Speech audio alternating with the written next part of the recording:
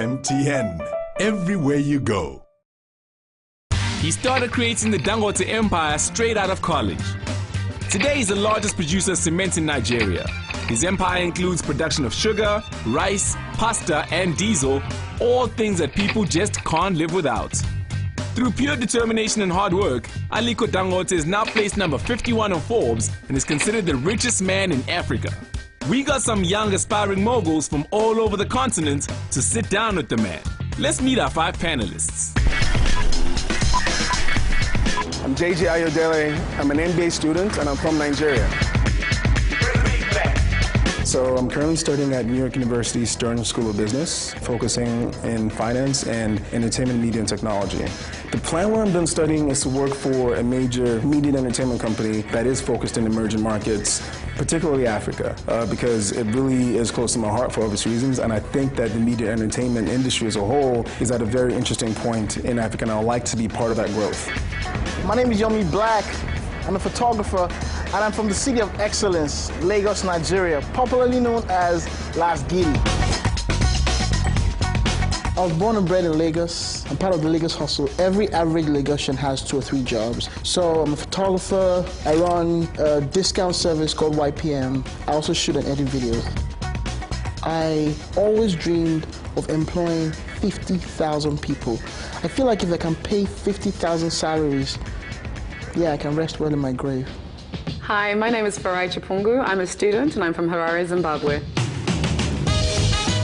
I left Zimbabwe originally as an exchange student to go to Australia for 1 year, and that ended up being about 14 years. I lived in Australia, I lived in South Africa for a couple of years, in England, and now in the States. And it's good to be able to sort of blend your African roots with lessons that you learn along the way in lots of other countries. My name is Jerilyn Molva. I'm an artist, and I'm from Liberia. When the war started in Liberia, I was about 7 years old, and I was sold by a friend of my mother's. She sold me to a rebel guy somewhere in Kakata, who later on took me to his parents in Seklipie, that's in Nimba County. And that's how I actually discovered that I could really sing, because I joined the church choir. They took really good care of me. They made sure I went to church. In fact, that was the biggest thing for me. I strongly believe that everything in my life has been like a journey for me to where I am today. Because if I wasn't sold, probably I wouldn't really take it seriously that I could really sing. You know, it had its own negative experience and effects on my life, but hey, it's like a testimony for me.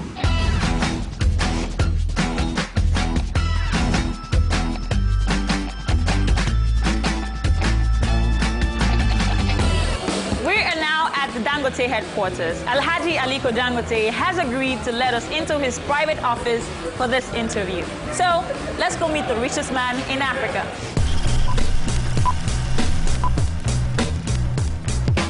I want to meet Dangote because he is the most successful businessman in Africa. Why wouldn't I want to meet Dangote? Come on, he's the richest man in Africa. That makes a lot of difference. I mean, it's certainly exciting to meet him, just given the level of success that he has, and also to mention the fact that he is the richest man in Africa. I mean, that in itself is a huge novelty and reason why I'd like to meet someone of that stature. I'd like to find out how he's done it, how he's created this wealth, and how it is that he manages to stay on top. He's just a great man. I'd love to meet him. He is Nigeria's very own Donald Trump. He has been listed as number 51 on Forbes' list of the richest people in the world. The News of Africa tags him as one of the 100 most influential Africans. Ladies and gentlemen, join me in welcoming Alhaji Dangote. Thank you very much, sir, for your time. Thank you very much. I'd like to start from the very beginning. Say when you were about a teenager. What kind of kid were you? Were you really into your books all the time, or were you that guy who used to hang out and go to parties? Not really. Well, you know, I used to, you know, be a little bit naughty, you know, with a few friends, yes, you know, but, well, you know, I wasn't really mixing with bad guys. I'm always within my own, either relatives or, you know, family, friends. So we all knew ourselves, and, you know, I tried to be very, because my grandfather used to be a very strict person, so I always try to make sure that I don't cross the bounds, you know. Most of the people that I hang out with in the UK or the United States that happen to be African have a sense of high potential as to what the country can actually afford, and also in terms of lifestyle as well. And I think what kind of helps that is images they see with regards to music videos and artists that are coming out of Africa, and they're starting to see a different side of Africa, which is actually what piqued my interest in terms of seeking out summer internship opportunities in Africa versus the United States. Did you ever think you'd be the 51st richest man in the world and the richest man in Africa? And how does that feel? Really, no, not at all. You know, I've never really even thought of making it to the Pops list. That is to start with. But you know, I'm really grateful to God that I'm there. But you know, it is also tough to be there. When you are there, then you really have to make sure that you don't get thrown out of the list. And what would you say the key secret to your success has been? Hard work. I believe that, you know, we're a very focused company.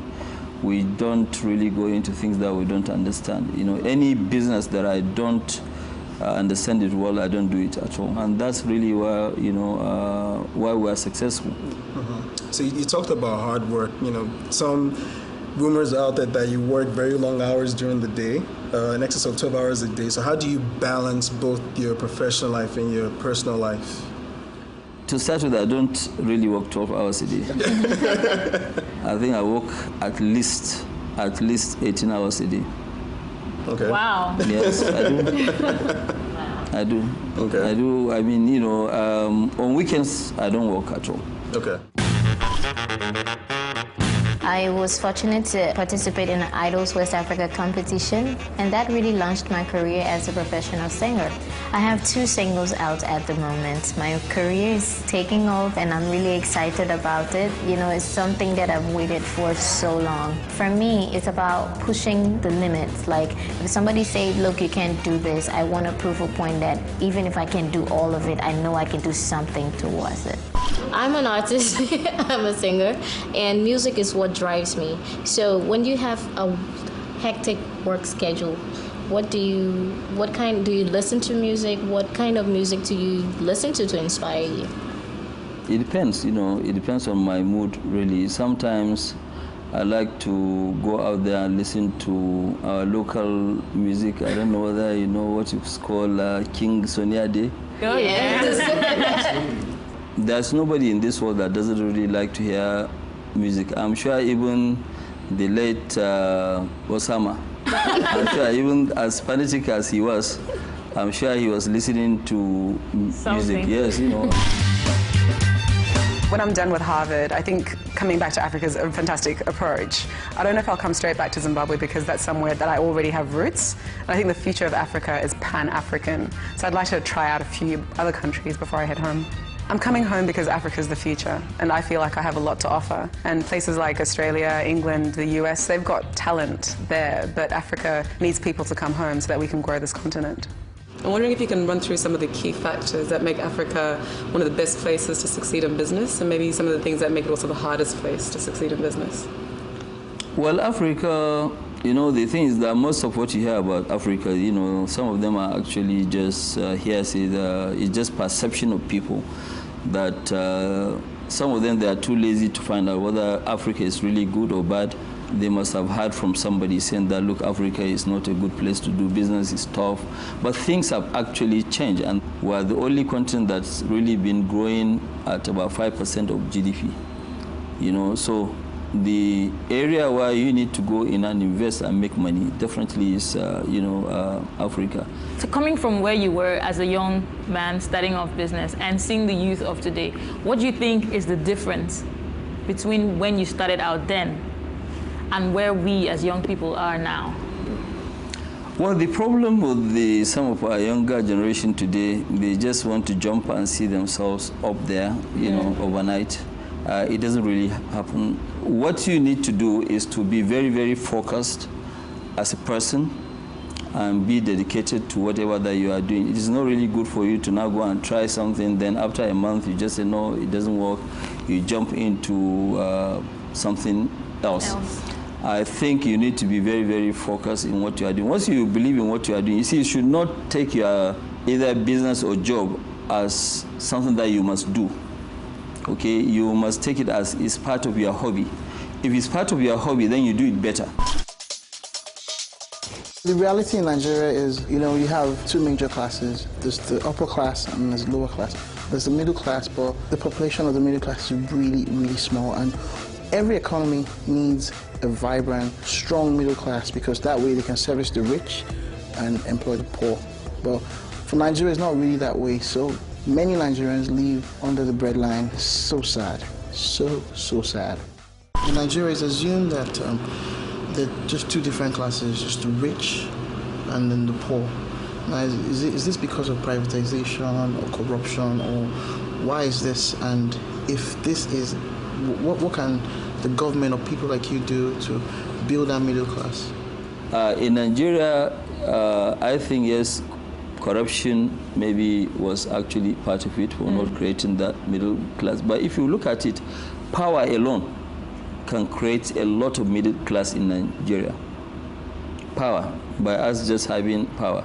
So if the government fixes power in the next 1 or 2 years, you see quite a lot of people coming from the poor segment to that middle class segment. You know, there was a study by, I don't know whether it was Goldman Sachs, by one of the firms, saying that if Nigeria can have one additional hour of power, our GDP will grow to 9%.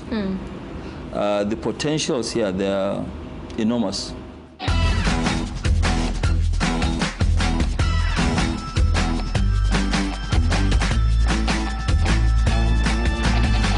MTN, everywhere you go. Through pure determination and hard work, Nigerian entrepreneur Aliko Dangote is now placed number 51 on Forbes and hailed as the richest man in Africa. We gathered 5 young entrepreneurs from all over Africa to come through and get some insights from the man himself.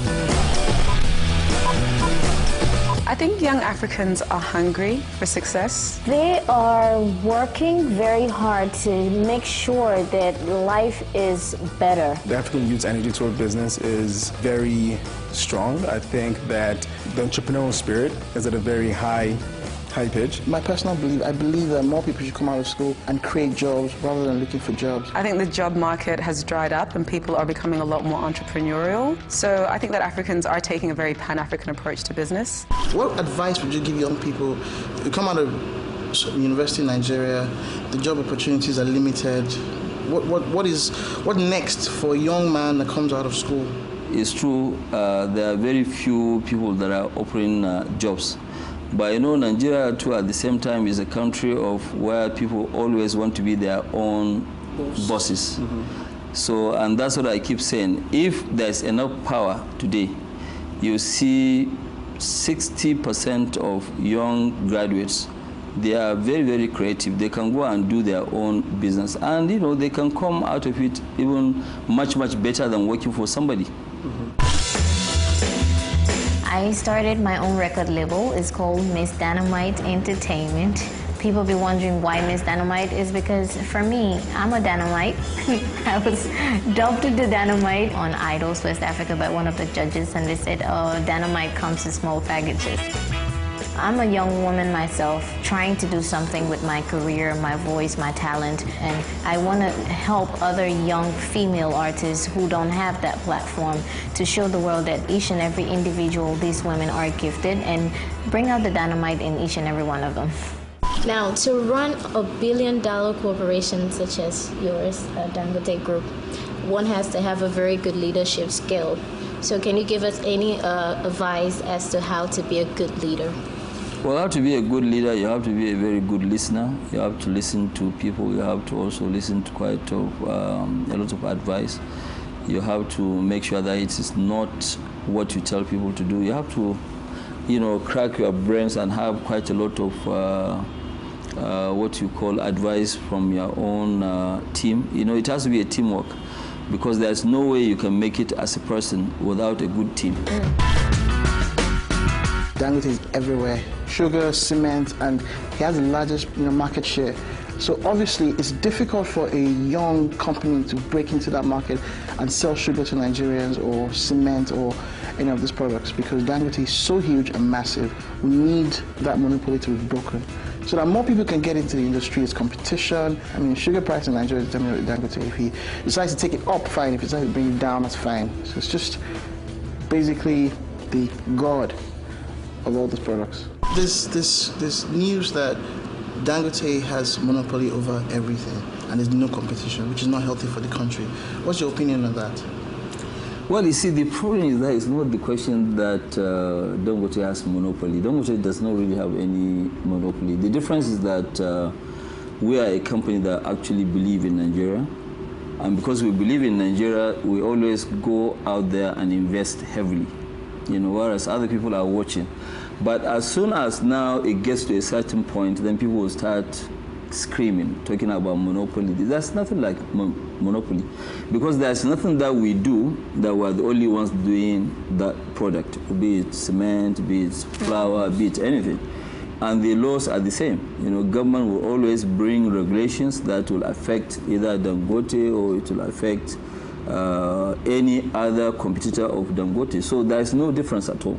It's not the question that, no, yes, it is a monopoly. It looks like monopoly because people are not investing. If you don't invest, you will not be forced to participate. But if you invest, then yes, it means that, yes, you know, I mean, it is a fair playing ground where if you decide today as a Chinese company to come into what you are doing, we don't have any powers to stop you. So there's no monopoly at all. But it's just the sheer size of the company that people believe that, yes, it is a monopoly. Once you hear Dangote say, you know, nobody really gets into that kind of business. But it's not so, really. There's nothing like that at all. I'm doing a Master's in Public Administration at the Harvard Kennedy School of Government. Currently, I'm interning with the Tony Elumelu Foundation here in Lagos, in Nigeria. They do a lot of work in the sort of private enterprise area. So they're looking at sort of funding entrepreneurship in Africa, and they sort of see entrepreneurship as the way forward, which is very much in line with my interests. So if I want to be the next Dangote of Africa, what advice would you give me? What do I need to do to become you? That's a very, very tough one. You know, maybe I might have to charge you.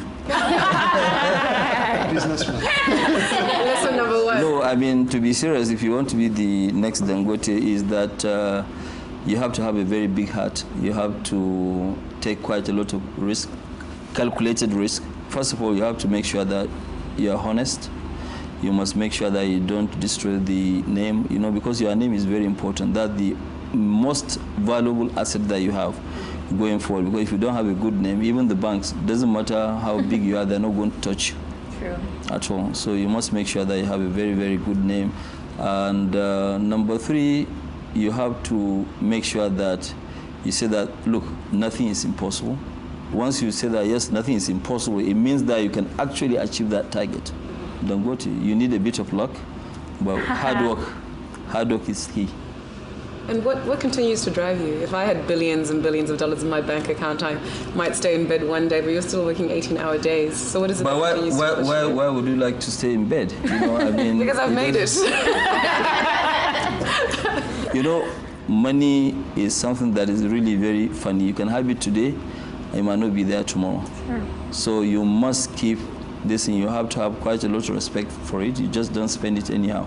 I don't really spend my money anyhow. What's the most expensive thing you've ever bought? The most expensive toy I've ever bought was was my aircraft. Okay. You know, yes. You know, I bought you know, one that cost me about $50 million. Okay. Yeah. Yes, you know, but that's it's an expensive toy. That's what you would call it, toy. Just to wrap up, yeah, what do you think young people can practically do to create change? And I'm talking about a young Ghanaian boy sitting there watching this on television from his sitting room. And after watching the show, what's the next practical step he can take to create change? Well, the most practical thing is for him to know that, yes, once there's life, there's hope. And he himself, he can make it to the top. you look at a lot of people and say, okay, fine, look, as a young, in fact, you guys, you even have a better future than us because you are well educated. Not only that, you know, I mean, you know, today you are talking of IT, you know, teenagers, where things are much easy. When, you know, we were growing up, there was even no mobile phones at all. But right now you have Facebook, you have Twitter, you know, everything is there at your fingertips. What we need is that most of you guys, when you finish your studies, you should come back home and also contribute to your quota. Because if you don't really come, then it will put us at a greater disadvantage. Yeah. So you have to come back home and also contribute to your own quota. That's what will only change Africa. If you keep staying out there, then Africa will never change at all. Meeting Dangote was inspirational, and I think the one takeaway that I take from the interview was that nothing is impossible. And if a man who's that rich and that accomplished can say nothing is impossible, then what's to stop me? All right, see that. His advice is very simple. You can really be whatever you want to be. You know, you just have to work hard at it. Determination. Aim really high. Less sleep. And, you know, pray for a bit of luck. I definitely learned today that I always have to believe in myself. I have to believe in my dreams, my visions, my goals, and always believe that there's a possibility in everything. MTN, everywhere you go.